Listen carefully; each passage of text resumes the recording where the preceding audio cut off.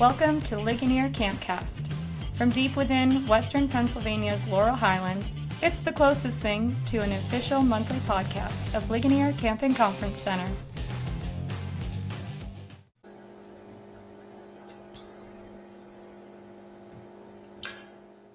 Hello, everyone, and welcome back to Ligonier Campcast. Hopefully, welcome back to Ligonier Campcast, or if this is your first time, welcome. So we're welcoming both first-timers and repeat offenders today. And this is a good day for us because if you listened to last month's podcast, you met J.C. Simons, our men's director for summer of 2025, which is fast approaching. And today you get to meet Alexandra, who is our women's director for summer 2025. You can see her. She's right there. She's right there if you're watching. Before I introduce Alexandra and start the conversation, just want to let you know that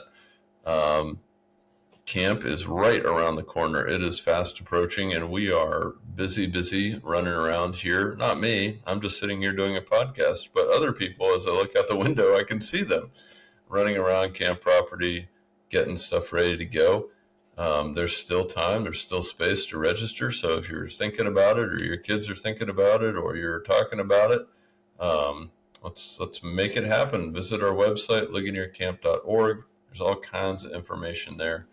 And you can hear more about it right now from Alexandra Morar.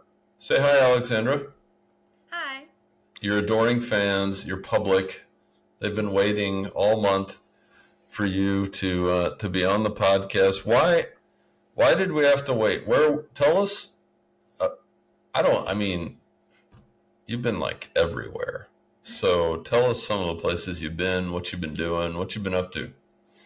Yeah, so I moved to Northern Ireland back in September to do law school at Queen's. But since then, I did a lot of traveling this past month. I've been to Spain. I did the Camino, which is a pilgrimage walk in the north of the country. So that was lovely. I did some road trips in Ireland. And yeah, I guess we kind of saw that Wi-Fi with the podcast wasn't necessarily ideal across the ocean. So I'm glad we can do this in the U.S. Yeah, it did not work very well. One of the things I'm insecure about right now is not the internet connection. It's about the fact that I realize I'm wearing the exact same thing that I wore the day that I interviewed JC. So people are going to think that all I have is like a black t-shirt from Colombia. That's it. But it's a cool shirt, and sometimes it's good to be a minimalist. You know, I only had 2 sets of clothes on the Camino, so I had to get in, creative with my outfits. Can you explain the Camino a little bit? Like, I think a lot of people probably don't know what that is. Yeah, so a lot of people do the Camino as a walk to transform their lives. You know, maybe they're going through a difficult life stage, or they just want to figure out who they are, do some soul searching. I did it as a walk with God. And some people are crazy, Tim. There was a guy that walked from France, and he was doing the entire coast of Spain. So went down to Sevilla, and then was walking from Sevilla all the way up to Galicia in Santiago. So Spain, I think it's about the size of Texas, right? So just imagine walking across Texas, and you sleep in crazy places. There's a thing called an albergue. It's like a hostel, and you never know who's going to be in there, if there'll be a bed, and you just, you walk from albergue to albergue. So it's a pilgrimage of sorts for people in Spain. Yeah. For some reason, I'm thinking of St. James. Does it have something to do with St. James? Am I making that up or what? No, you're not making it up. So Santiago, right? It is the right. St. James walk. Yeah. Okay. So you go to the Cathedral of St. James is the end. So you did not. You were not looking to train. You're just merely out for a walk with God. You're not looking to transform your life, right? Not like a walk with God would do that. But so it's a 2-day affair. Is that what it was for you? No, I did it for 10 days. 10 days. Okay. Yeah. And so you walk, you have everything on your back. You know, you have a nice book bag, rucksack, whatever you want to call it. And yeah, I did it. I didn't quite make it to Santiago. I just made it to the state of Galicia. But I hit warm weather. I hit some snow. It was Oh, quite the wow. journey. Were you were you in a group? Do you do this by yourself? How's that? Yeah, I did it by myself. Um, and then I made friends along the way, but I went by myself originally. Yeah. Okay. Okay. This is your women's director, people. She is not to be messed with. So that wasn't even, that was just like a side trip from Yeah. Ireland. Yeah. So you went to Ireland right at the end of last summer. Am I right? Yeah. Yeah, I So flew out in August, and yeah, it was a good year. I did law school there, it but was a I feel good like year. It was a good, some people don't, most of us don't leave the state but once or twice a yeah. year that we live in. Well, I figured, Tim. So I was debating. Okay, do I really want to be a lawyer? I don't know. So at least in Northern Ireland, the program's only a year, and if I want to practice, I could be, a solicitor in the UK. But I did it more so. I'm really passionate about human rights, and I wanted to look at the policy side of things. So that's what I studied. But So do you yeah, it still was. want to be a lawyer? I do not. No, I've learned, Tim, studying law has made me really question the purpose of law. It's just whenever you have a problem, right? You have to make a solution, sure. But every solution seems to create only 10 more problems, and then it just keeps escalating from there. Yeah. So law Yeah. law is very frustrating. I need to study something like math that always has a solution, and it's fine. Well, theologically speaking, we know that the law is to reveal God's character, to keep us in line, and to show us our need of a savior. So that probably you probably go a little bit beyond that in law school. They're probably not talking about the Ten Commandments, but No, little unfortunately more, a not. little trickier, a little more complex. So, Yeah. well, what we do know is that you want to be the women's director at Ligonier Camp this summer. This is not your first summer. How many summers is it now? Yeah, this is number 4. This is So summer number four. going You're a strong. repeat offender. So you've been, all over Europe. You've been all over. Well, tell us a little bit about. Start with how you wound up at Ligonier in the first place. So, almost 4 years ago, how you got here, and then um, just what is it about being women's director that you really love? Some people may not know. I mean, if they listen to JC, it's kind of obviously the female counterpart to what JC is doing. But what is it about that position that you love? How did you wind up here, and why do you keep coming back? Yeah. So being women's director has been my all-time favorite job. I love it so much because I feel like I get to use all of the gifts, everything I've learned in my life in one job. When I was in college at Waynesburg University, I was a resident assistant, and I always had a dream to be a resident director one day. When I was graduated in May of 2022, I had nothing lined up, and I was always a huge nerd in school. I took so many classes, great grades. School was my identity, and then it ended. And I was like, wow, who is Alexandra? I don't have to study anymore. I just didn't know who she was.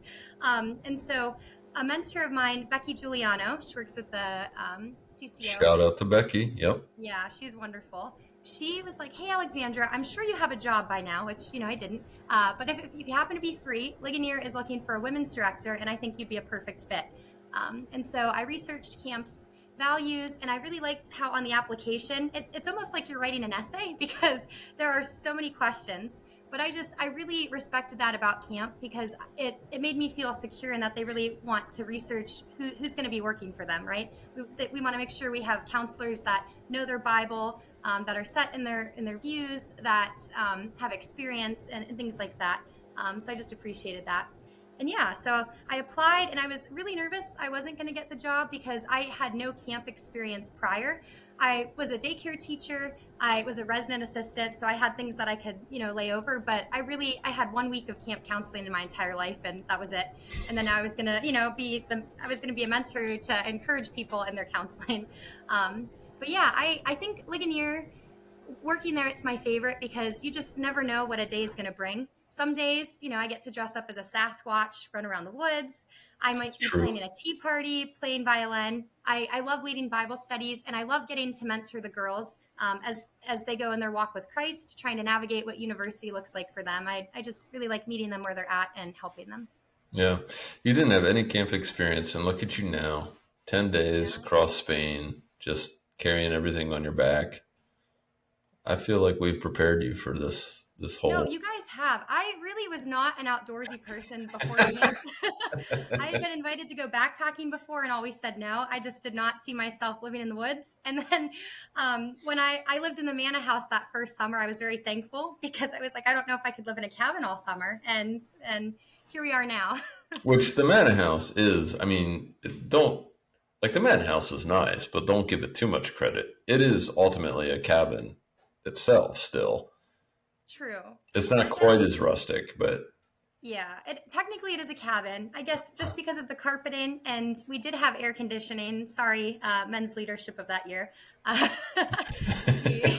they still didn't, you just let the cat out of the bag. They didn't know any of that. Yeah, sorry guys. Now there's Yeah, going to be an yeah. uprising. Good job. We had some Good job. luxury. Yeah, but it was very nice, and I loved getting to live with Kara and Mia and Gigi, and yeah, when she came to visit. So it was really fun.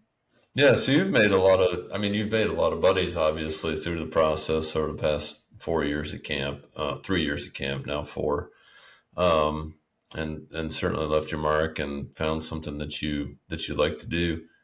Um, how did it? I guess what I want to ask is like, how has it changed you, right? Like, but in order for that to be the case,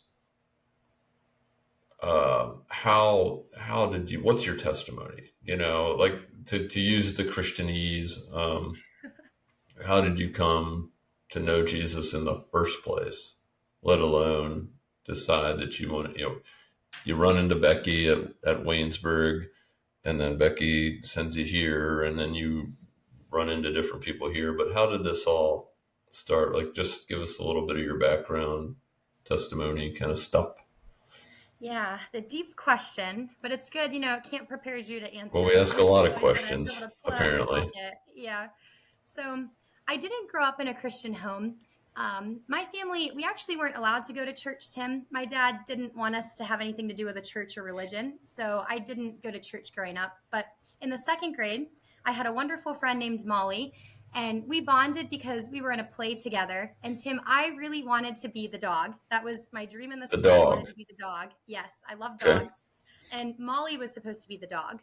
But Molly was such a good friend. She gave up the dog role, let me be the dog. And then she got to be the lead donkey, which is probably more important. But I wanted to be the dog. And so because of that moment, we became friends. And she later invited me to Awana because she needed to get a badge. And I was like, oh, you help me be the dog. I'll help you get a badge. Sure. If anyone's ever wondered whether this podcast is scripted or not, let this be your proof that, yeah, I had no idea where hey, tell us about how you met Jesus. Well, I really wanted to be the dog. Yeah. Okay. All right. It was Continue. a point, Tim, I promise. So he took me to Awana, and from there I heard the verse, John 3:16, for God so loved the world that he sent his only son, right, to die for us. And from that moment, right, growing up, my dad was an alcoholic, and so I've always struggled with the view of what a loving father was supposed to be. And hearing that verse at camp, and then later going to church with Molly and just seeing the love God has for us, I was really captivated by that message, and I gave my life to Christ. And so throughout the years, right, my faith journey isn't perfect. It's definitely a roller coaster. But being able to witness Christian families and seeing the love that they offer their children, each other, that's just something that's always captivated me. And I'm very thankful. God got me in got me in early, and I've been able to look to Him for everything I've needed.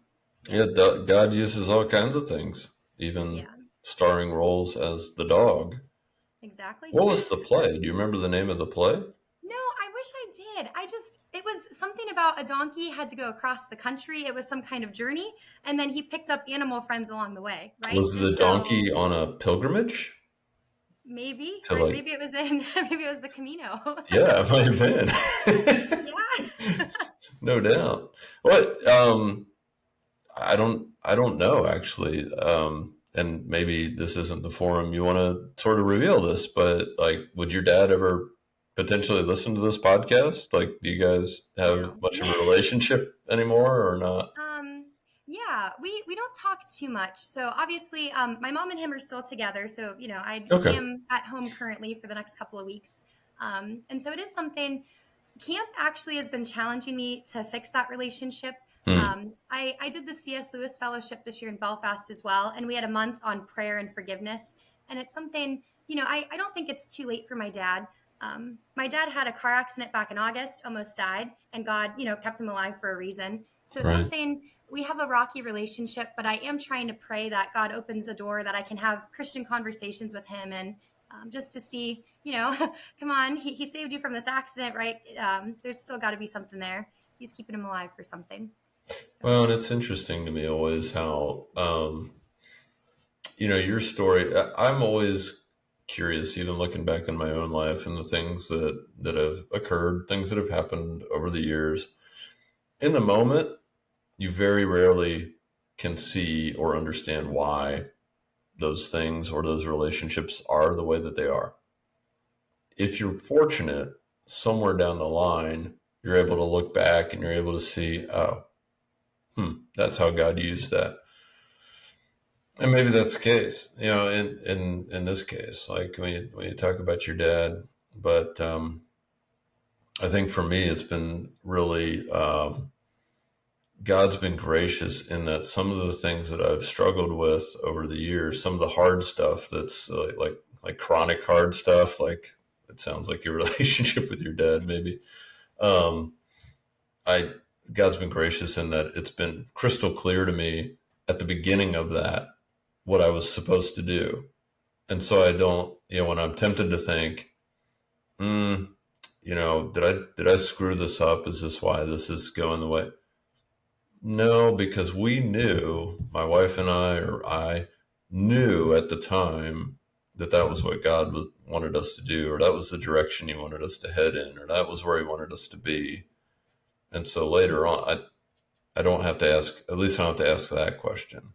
And clearly your dad's your dad. Like that's just you didn't have any choice in that. And so, so you don't have to worry about that. yeah. But the question is kind of where you are now. You're really, and I'll just kind of at the risk of like embarrassing you a little bit, like you're really good navigating relationships, whether it's parents or whether it's campers or whether it's staff or whomever it is. Do you know that about yourself? Like, have you kind of gained an awareness of, no, I can relate to people in just about any circumstance, or is that something that you feel like is still kind of new to you and you're still a novice? Yeah. I would say somewhere in the middle of that. Somebody recently called me a slayer of awkward silences. I was like, Yeah, oh, I'll put that on my resume. yeah, um, that's it's cool. something. Yeah, yeah. And it's something I love talking to people. It's one of my favorite things. I love hearing their stories. And so I have noticed, I don't find difficulty reaching out to someone or trying to relate to them. But that is something, I don't know what it is about family, Tim. Like I can easily talk to a stranger. I could talk to you. I could talk to anybody. But Right. that's something, navigating family relationships has always been a struggle for me. So, yeah.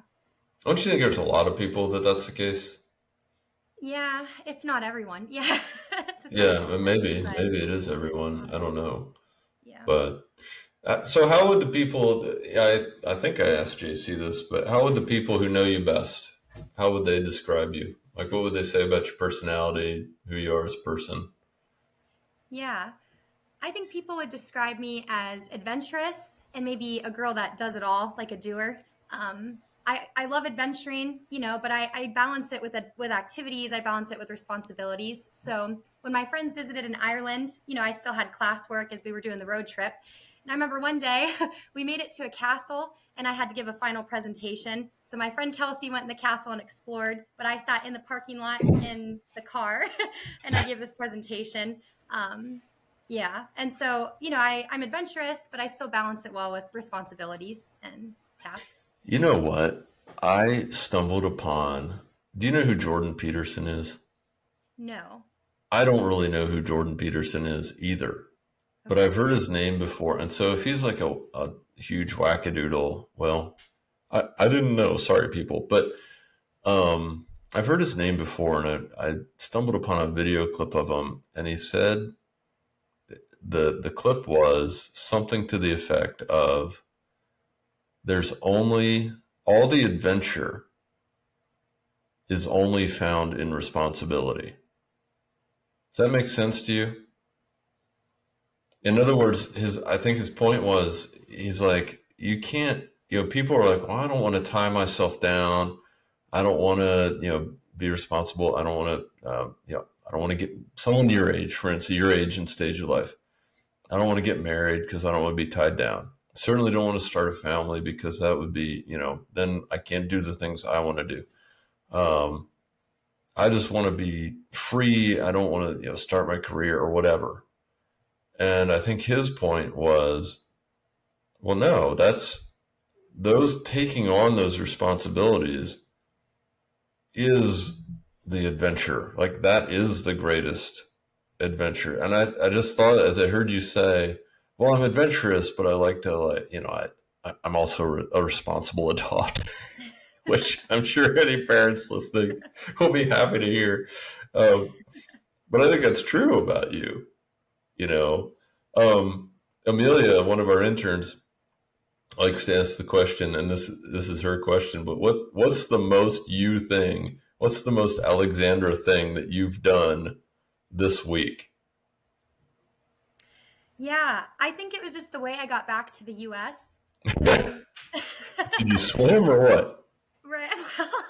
So I'm someone, I like to travel frugally, right? So then I Okay. can travel more. And so Responsibly. You like to travel responsibly. Exactly. Right. That's what we'll call it. Yes. So I found a really cheap plane ticket that, round trip from Belfast or from Dublin to DC. Okay. And by the way, this plane ride, they didn't offer any food. 6-hour flight. Oh, I believe it. Not even a biscuit. Nothing. I was really mad. Plane travel is terrible. Air travel is the worst. Yeah, absolutely. But I got to DC, and then, I wanted to make the most of the trip, visit with friends from there. So I spent the night in DC Thursday night, had the whole day Friday.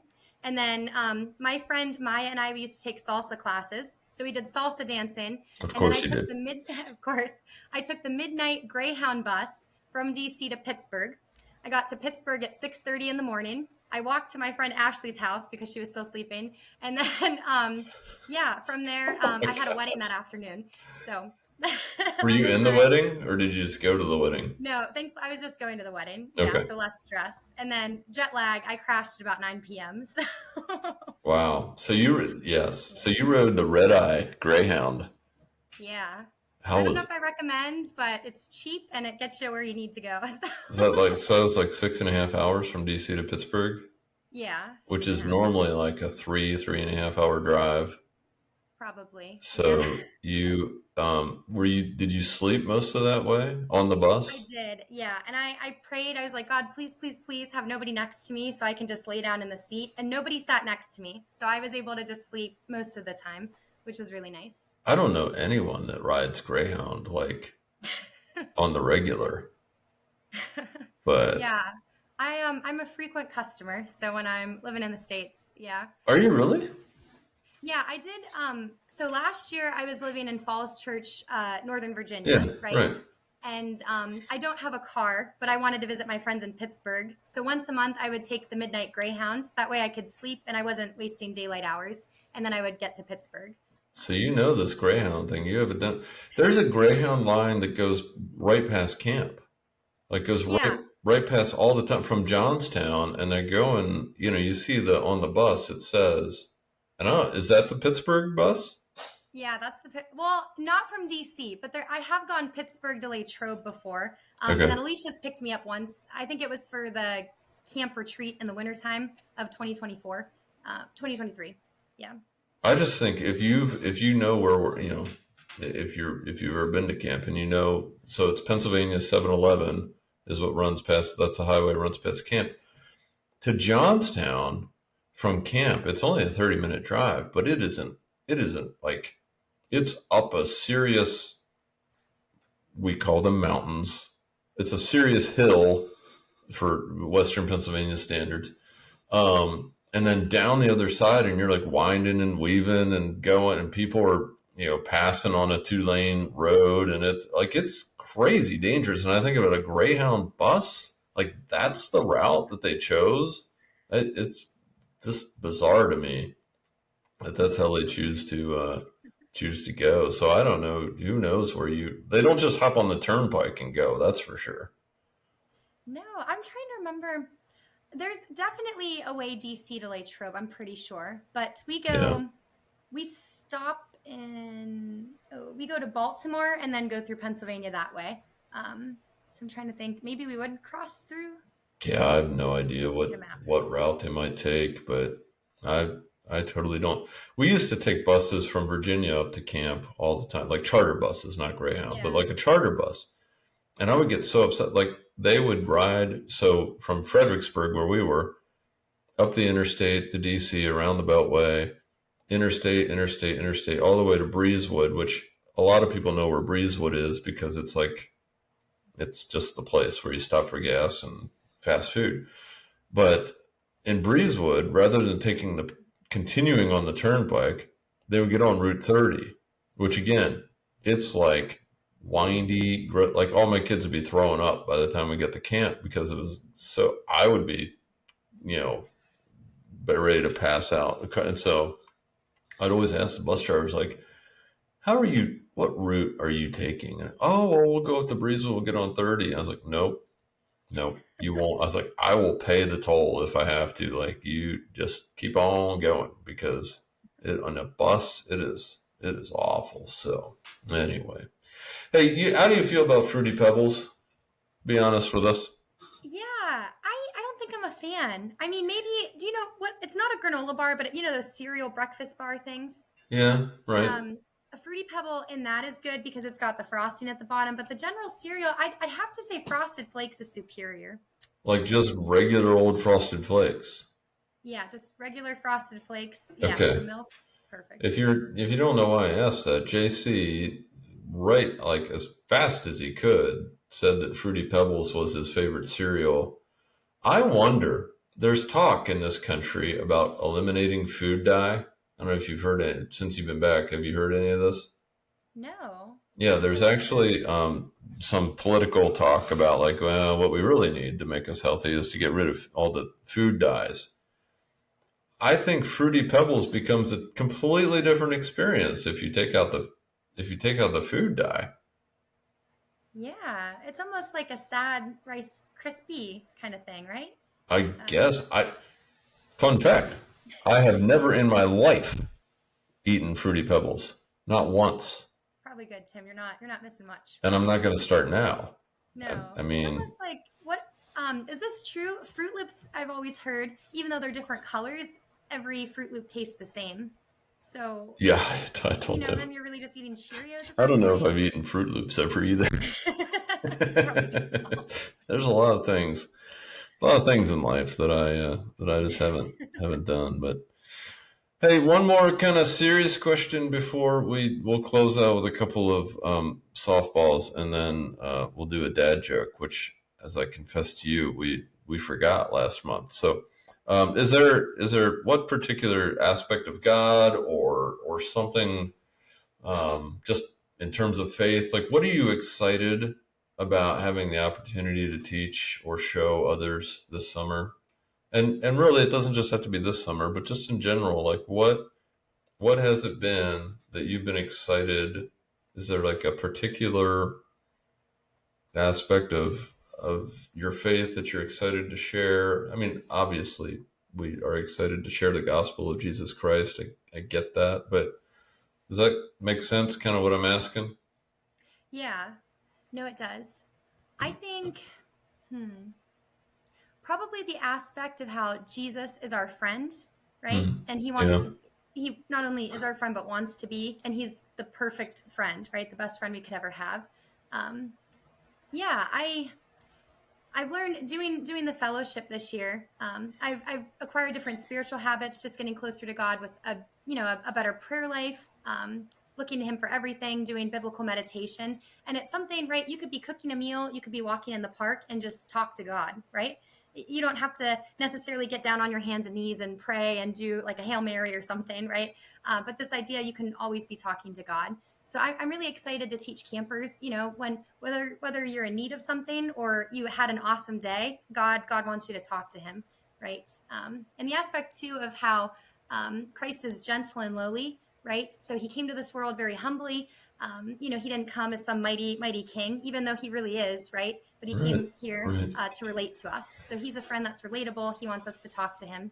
I'm excited to share that. Have you ever had the experience of like trying to like spend some focused time in prayer and really it just results in you taking a nap?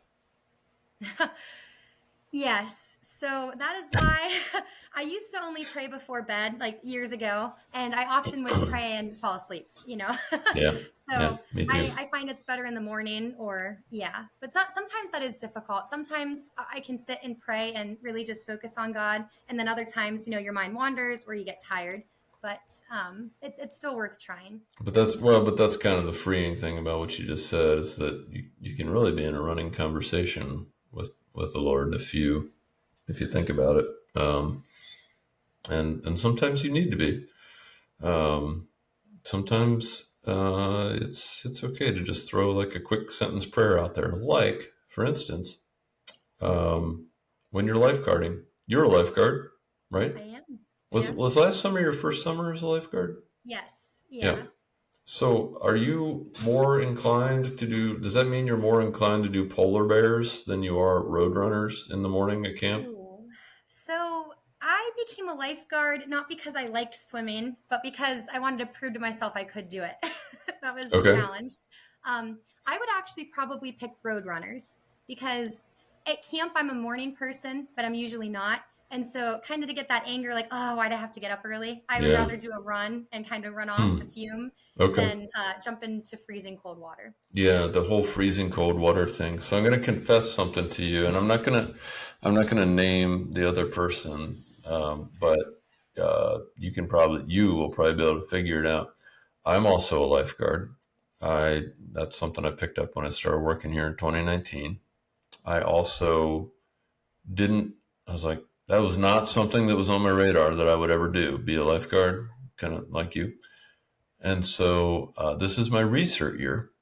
And I was kind of looking at it, and I was looking at, I turned 49 this year, Alexandra.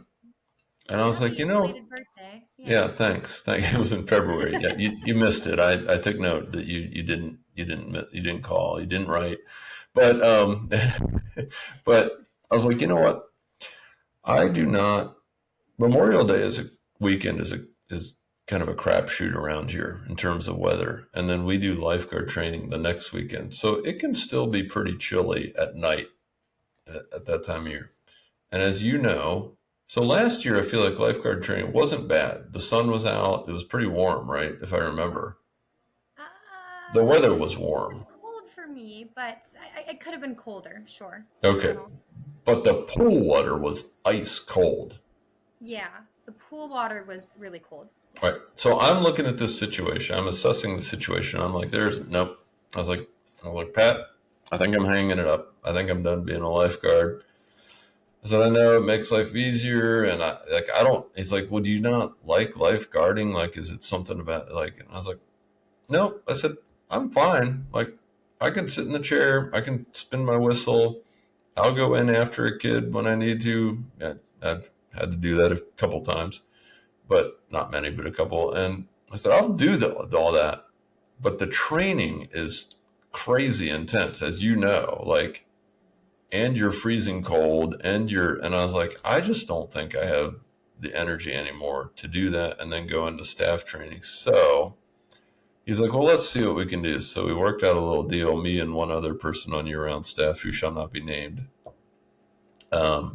We recertified in a lovely indoor high school swimming pool. It was very warm.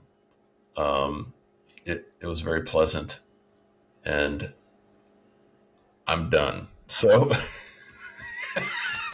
Look at you. Wow. Yeah, so There. pulled that string. So anyway, the dad joke comes from Tim Dalton, who you may not recognize that name, but you remember he's the guy that trains our lifeguards. And so we're hanging out down at Mount Pleasant High School here in Western Pennsylvania, doing our swim thing, and we're talking a little bit. And he said, I had this 12-month calendar in my office, and I flipped it from April, and there was just June. Someone had stolen the month of May, ripped it out of my calendar. Can you believe that? That's awful. That is awful. And Tim said he couldn't believe it either. He was quite dismayed. Yes, exactly. The rim shots. So. All right, Alexandra. Well, you'll be here in really just a couple of weeks, 2 or 3 weeks. You're going to be up here. Anything else you'd want to say to your adoring fans, your public, before you go? No, just that I'm excited to see everyone, for campers and staff returning, and for the newbies, I'm excited to get to meet you. Yes, very cool. We are excited. It is actually getting warm. It was actually 80 degrees here yesterday, so spring does, in fact, come to the Laurel Highlands. It's just spring can be a little bit more up and down sometimes than it is other places, I think.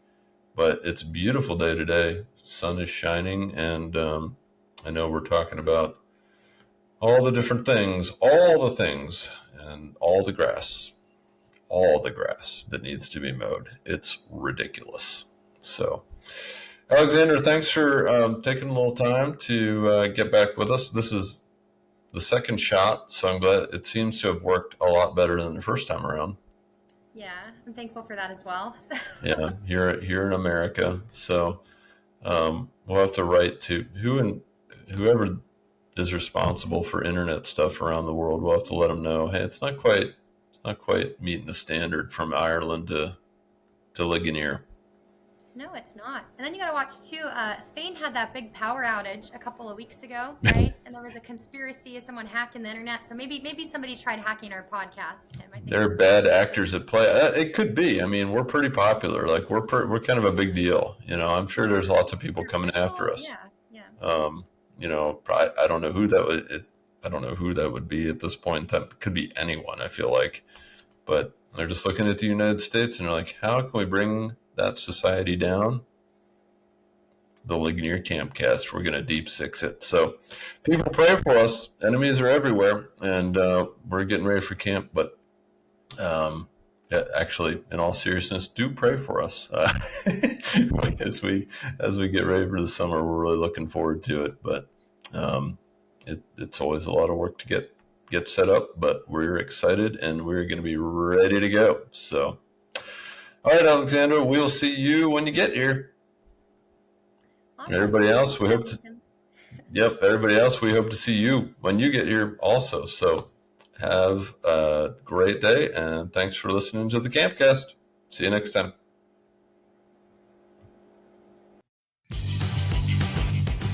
Ligonier Camp and Conference Center exists to provide people with reflective and recreational opportunities that will build faith in Christ, self-esteem, and supportive relationships.